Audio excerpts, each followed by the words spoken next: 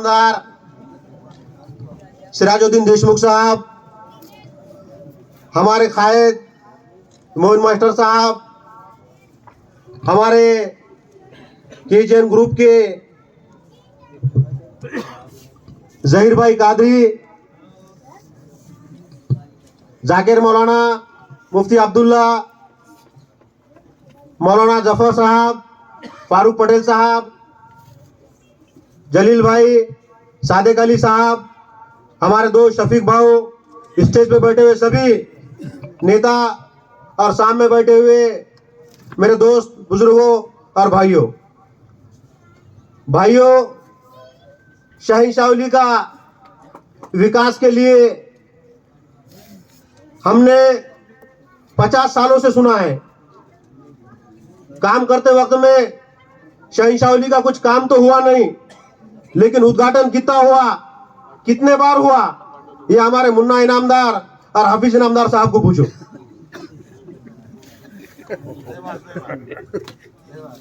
ये दोनों नगर सेवक थे, उद्घाटन बहुत बार हुआ। मुझे नहीं लगता कि मेटे साहब के साथ मेरे जितना वक्त गया, मेरे जितने ताल्लुकात रहे, यहां पर स्टेज पे और सामने बैठे हुए बाकी के मुस्लिम समाज में कोई और हो गए। मैंने मेरे जिंदगी में 2004 से उनके साथ उनकी उंगली पकड़कर मैंने राजकारण सीखा। उन्होंने इतने चीज सिखाए। मास्टर साहब, हम हमारे मास्टर साहब को हमारे उस्ताद बोलते, उन्होंने कुछ सिखाया नहीं, लेकिन उन्होंने जो करते वो देख के फारूक पटेल और हम शफीक भाऊ हम सीखे।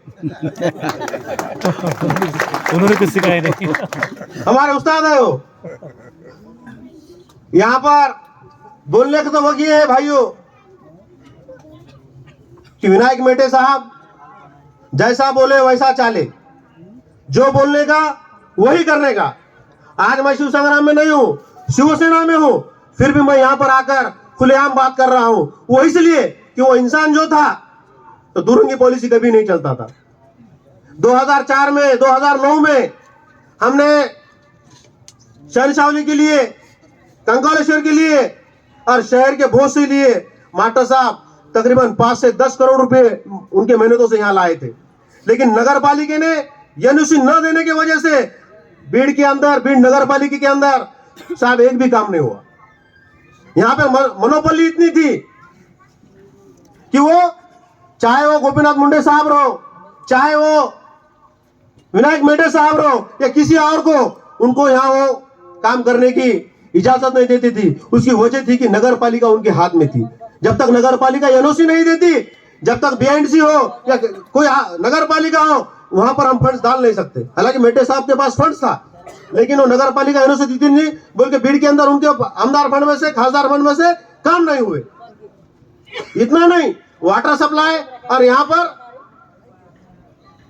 संडास का, हमारा तारत खाने की एनओसी नहीं थी, इसलिए ये सब काम रुका।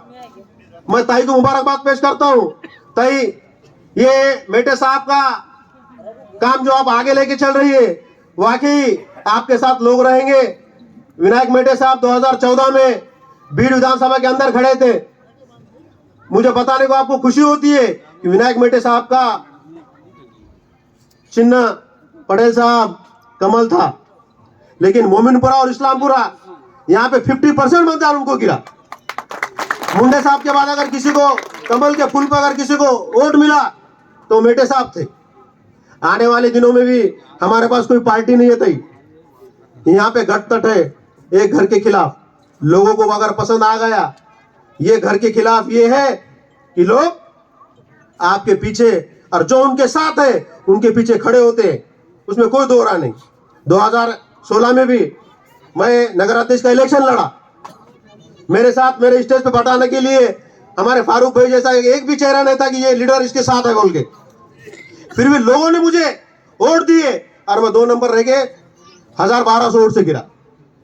इसलिए ताई, आने वाले दिनों में हमारी आपको शुभकामना है कि मेटे साहब की जो उम्मीदें थी, मेटे साहब का जो बीड़ विधानसभा से उनका जो सपना रह गया हुआ है, वो आप पूरा करो।